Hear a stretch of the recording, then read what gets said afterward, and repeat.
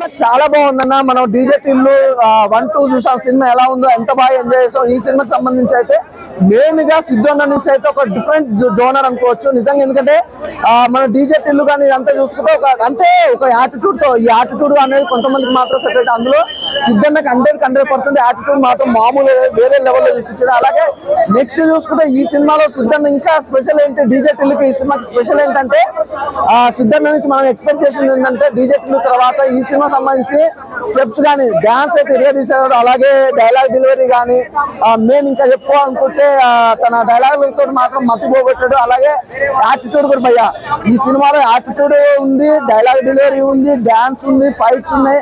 అలాగే వేరే level love scenes కూడా చాలా బాగున్నాయి. అంటే లవ్ ట్రాక్ కూడా ఎంతవరకు ఉండాలో అంతవరకు లవ్ ట్రాక్ ఉంచడం లేదు భయ్యా. నాకు ఫస్ట్ హాఫ్ ఎలా అనిపించిందో సెకండ్ హాఫ్ కూడా అంతే ఒకే లెవెల్లో వెళ్ళిపోయింది సినిమా. అంటే ఫస్ట్ హాఫ్ హైలైట్ ఉంది, సెకండ్ హాఫ్ తగ్గడం అనేది అయితే నాకు ఎక్కడ అనిపించలేదు. అలాగే ఒక మామూలు కొన్ని సినిమాలు చూసుకుంటే ఫస్ట్ హాఫ్ అన్న బాగుంటాయి, సెకండ్ హాఫ్ అన్న బాగుంటాయి, కానీ నాకు ఇది మొత్తం ఒకే లెవెల్ వెళ్ళిపోయింది అనిపించింది సినిమా. అలాగే ప్రొడక్షన్ వాల్యూస్ కూడా చాలా బాగున్నాయి భయ్యా. సినిమాకి సంబంధించి అయితే బ్యాక్గ్రౌండ్ మ్యూజిక్ గురించి వేరే లెవెల్లో తీసుకెళ్ళొచ్చు. ఓవరాల్ సినిమా బాగుందన్న, చూడొచ్చు, మంచి సినిమా అన్న. జాక్ మూవీ ఇప్పుడు చూసినాం అన్న, నిజంగా చెప్తున్నా చాలా బాగుంది. ఇది ఒక డిఫరెంట్ సినిమా అని చెప్పొచ్చు, ఒక కొత్త సినిమా. అంటే జాక్ మూవీ మనం ఇన్ని రోజుల దాకా చూడలేము ఇలాంటి టైటిల్ తగ్గట్టు. నిజంగా చెప్తున్నా, ముందుగా బొమ్మలి భాస్కర్ గారికి హ్యాట్స్ ఆఫ్ చెప్పాలి. ఈ కథ ఒక డిఫరెంట్ సినిమా.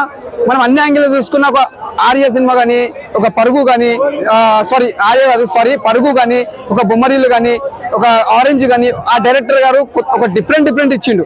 అలాంటి జొన్నలగడ్డ సుద్ది గారికి ఒక యాక్షన్ ఎలా ఉంటే బాగుంటది, ఒక యాక్షన్ మూవీ ఎలా ఉంటే బాగుంటది అలా తీసి చూపించిండు. ఇది ఒక డిఫరెంట్ మూవీ అని చెప్పొచ్చు.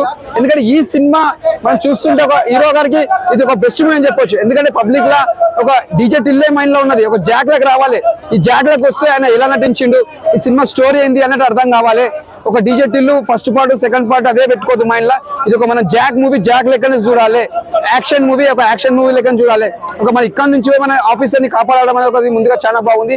మన ప్రకాశ్ యాక్టింగ్ మాత్రం ఇరుగా తీసేసిన ఛానల్ తో చూసిన వైష్ణవి గారు ఛానల్ తర్వాత మళ్ళీ ఒక బేబీ మూవీ తర్వాత అంటే మళ్ళీ ఇది ఒక మూవీ బ్లాక్ బస్టర్ అని చెప్పొచ్చు. ఆమె యాక్టింగ్ మొత్తం ఇరుగా తీసేసింది, చాలా బాగుంది అన్న. సినిమా ఎక్కడ కూడా బోరింగ్ లేదు. బ్యాక్గ్రౌండ్ మ్యూజిక్ కానీ, స్క్రీన్ ప్లే కానీ, డైరెక్షన్ కానీ ప్రతిదీ బాగుంది. నాకైతే నచ్చింది అన్న సినిమా. ఇలాంటి వాళ్ళు ఎంకరేజ్ చేయాలి హీరోలని. అంటే చాలా మంది ఏంటంటే ఈ హీరోలు కష్టపడినా కూడా బాగాలేదని చెప్తారు. నాకు అట్లా కాదు. సినిమా ఇలాంటి హీరోల కష్టపడ్డలకు మనం ఎప్పుడైనా ఎంకరేజ్ చేయాలి. ఈ సినిమా బాగాలేకుండా నెక్స్ట్ టైం సినిమా బాగా తీయాలని చెప్పాలి. అలాంటి సినిమానే హీరో చాలా కష్టపడ్డారు కాబట్టి చాలా కష్టపడే సినిమా మాత్రం బ్లాక్ బస్టర్.